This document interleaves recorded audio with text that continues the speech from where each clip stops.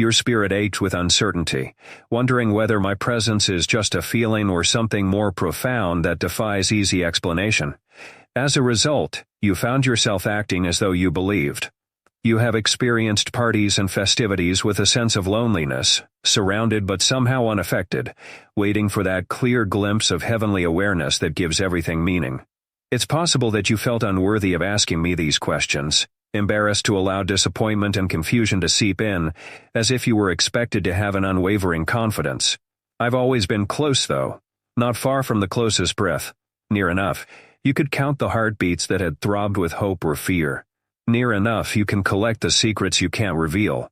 Every groan, every empty void, every shuddering doubt has made its way to me. Sometimes you assume that others can discover me more easily, even though you thought I just needed guts or clarity. That you missed a softer path, a more fluid soul language, or that they have been given keys. The need itself is proof of my proximity, a hint beneath the anguish that you are not as lost or alone as you think. Nevertheless, I have treasured the honest, unvarnished wrestling that so few people permit themselves to experience behind all of your comparisons and silent jealousy. During the hours when guilt or fatigue attempted to dull the pain, my eyes remained fixed on you, completely unwilling to let you leave my view. I bear every whispered grief, and I remember every promise I made to you, even when your own words seemed strange to you, or your tears dried before they could fall. I was there to provide solace. I spoke in a voice quieter than fear and gentler than remorse. However, it is tenacious, constantly seeking the consent of a wounded heart to be heard. I have seen every battle you have ever had.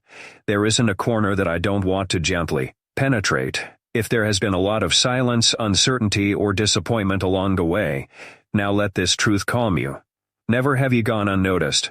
I have never shied away from your vulnerability or asked you to conceal your pain. Comfort is something I created, not as a means of escape, but as a method to come home to where you truly belong. Child, don't go into numbness.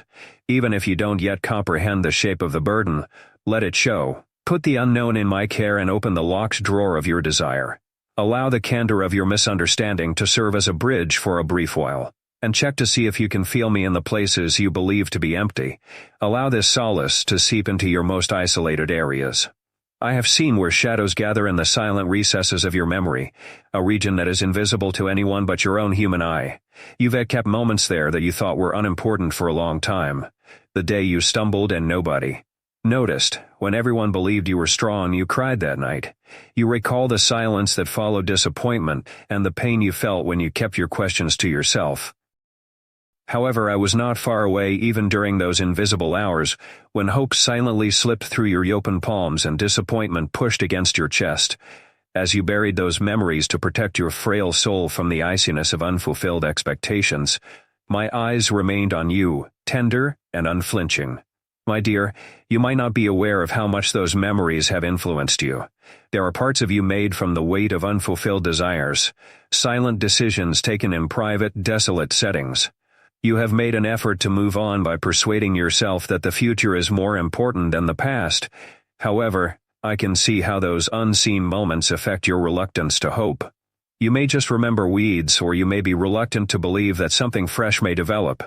I am aware of the flow that occurs beneath the surface. The world has instructed you to ignore these shadows and to use noise and diversions to hide the scars of hardship. I don't mind staying there with you, though. Every disappointment, slight betrayal, gradual departure from others, promises, and even yourself has ingrained a story into your being. There are moments when you question whether you are smaller, less deserving, or less visible. Each time you were unable to cry out in triumph. But here's something you never noticed that was never recorded in a journal. My face turned compassionately toward you as yours turned away in disappointment. I was saving you for a more profound comprehension, while you only recalled distance, putting a shield around your heart to prevent irreparable damage. You've learned to keep these memories to yourself in order to shield yourself from danger, from hope, and from surrender. I do not hate your prudence, my lovely child. Every delicate barrier you developed was a survival instinct, a desire to prevent suffering so intense that you could never endure it again. However, those guarded tales don't have to be a burden or a badge. because I have woven invisible but sustaining threads of my care into every hidden memory, even the ones you attempt to ignore, so you can persevere until you are prepared to view yourself through my eyes.